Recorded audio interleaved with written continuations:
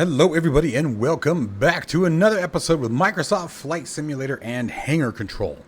The way we bind controls in HangarControl, that's a mouthful, has gone through a massive change, and you're going to want to watch this if you're a HangarControl user or someone who might be interested in the software.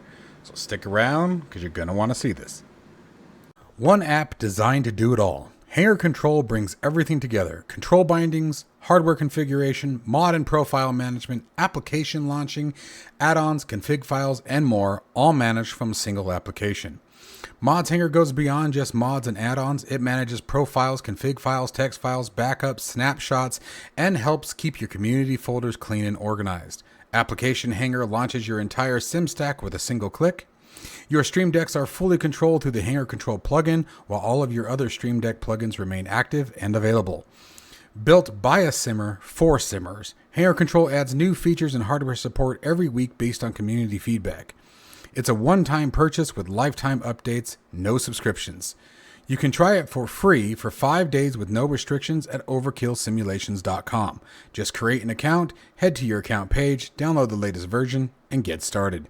And if you're looking for in-depth Microsoft Flight Simulator aircraft tutorials, check out my Patreon site. Links to HangarControl and Patreon are down in the description below. Alright folks, so as always, just a quick recap. If you skipped the intro, if after watching this video you are interested in HangarControl, be sure to go to overkillsimulations.com.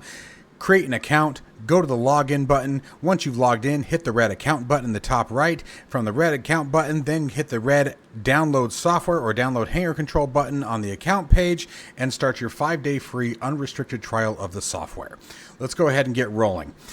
One of the things that has been a constant request, and honestly, I finally reached the point where I felt it just needed to happen, was the ability to use sequences and step configurations. A step being, I push button A, it does action B. I push button A again, it does action C, and so on and so forth, going through the steps that you lay out and then recycling back to the start once it's completed. And then, of course, there's the sequence where I push button A once and it executes actions X, Y, Z, 1, 2, 3, and 4 all in a row. Okay, so previously, those were bindings of their own, okay? Well, now they are,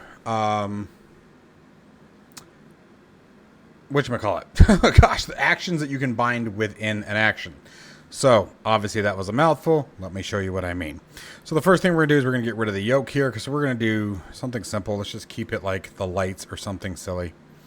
Shouldn't be too long of a video. The reason why we're doing this, though, I need to make everyone aware, is if you have previously bound sequences or steps, and honestly, it could be anything. We're going to find out here in just a second. Nope. Well, that's good. At least it's not that.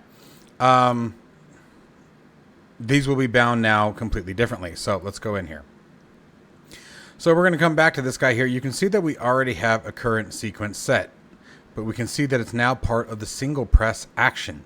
So we were able to convert most of those over. However, if you find that any of your sequences or anything like that are not working, you may have to come back through and rebind these. But I did my best to make this so that way it was backwards compatible, so you wouldn't have to redo all of your control bindings. But now let me just show you how we do this. So if we pick a new button, something that's not configured, it's very, very simple now. So up here now, we only have double tap, the single press, of course, long press, release, and hold. Okay. So for example, if we add a long press, we can now go to the single press, remove action. If you want the single press back, you can now re-add that.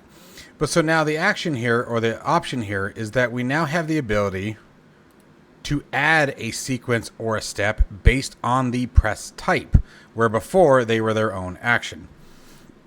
So it's still the same process, but now under action mode, you have single action, you have sequence, or you have step. So now under the single press, which is very nice, let's say this was a push button or a trigger. Under the single press, you could have a sequence of actions take place. And then under the long press, you could have it run through a step. And each time you long press, which is 1 second or more by default, it would create a new action. The action binding process is exactly the same. Whether it be the sequence or the step, you simply come in here, choose your action type, bind your key if it's a key, whatever it may be, and it will appear here. My purpose in really creating this particular video was simply to demonstrate that the process has now changed. You now have the ability to create multiple actions based on the button type. And again, I am hoping that I caught all of the reverse compatibility where it won't be an issue.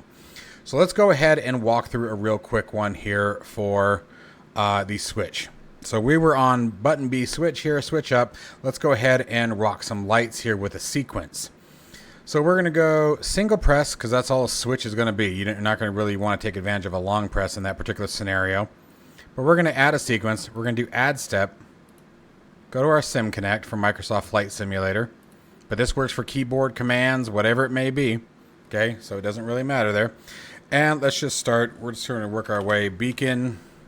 We're going to do beacon lights on. Okay, and then we're going to add a step. Sim Connect and just start walking through this. Edit. Now let's look for nav underscore lights. There they are. Nav lights on. Let's do one more. Add step. And this one's going to be, I don't know. Let's do taxi lights. Okay, so there we go. Hit save. Let's get everything out of the way. I have this configured to be always on top. So let's get it up a bit higher. Boom, boom, boom. All right. And then obviously, I'm not going to show the downside of that. You would obviously come in here, go to your down section, and set everything to off for this particular test. Now, the last thing I'm going to show you guys is the step method. And for that, we're going to use button 1. Okay, now, we are currently under a generic profile, so I'm going to come in here and clear that. What am I looking for? We need to come down here to do that. There we go. So now we're going to go single action, but we're going to go to step. Okay. And so add action, and we'll do this as ours. So we'll go to browse. Sure, taxi lights off as the first step. Hit OK. Add action. And we're going to do browse again. And what was the one before that? I think we did nav lights, right? Nav lights off. Hit OK. Then we're going to add action again. Browse. And the first one was beacon. And again, beacon lights off. All right, so we're going to hit save all there. And then when we press button 1, we should press it once. We should see taxi lights go off. Press it again. We're going to see the nav lights go off. And then we should see the beacon lights. So first press, there's the taxi lights. Second press, there's the nav lights. Third press, there's your beacon lights. So quick examples of how we use both features, both the sequences as well as the steps, and how you can now bind them to short press versus long press. So that's the other really cool part about this. So for example, we did a short press. I'll show you guys one. Let's configure one more thing here. We're going to do this here. So we did the step as the off. So let's do this. Let's add a long press to the same button, and we're going to recreate our previous sequence. Okay, so we're under the long press category, and let's take this to a sequence, and let's just re-add those in real quick. This will be pretty fast. So Sim Connect, edit. First one was beacon lights back on. Then we're going to add a step, Sim Connect, edit. The next one was nav lights on. And finally, we're going to add one more step, Sim Connect, edit. And the last one was taxi, right? Oh, no. Edit that one. There we go. All right.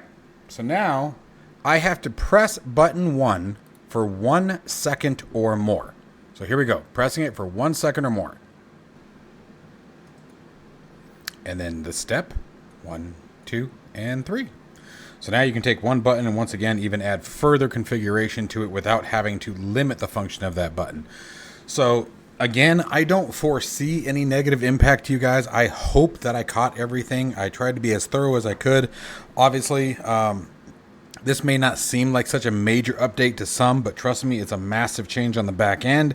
And so I at least wanted you guys, in case you find that your sequences and steps are not working, could very easily be the reason why.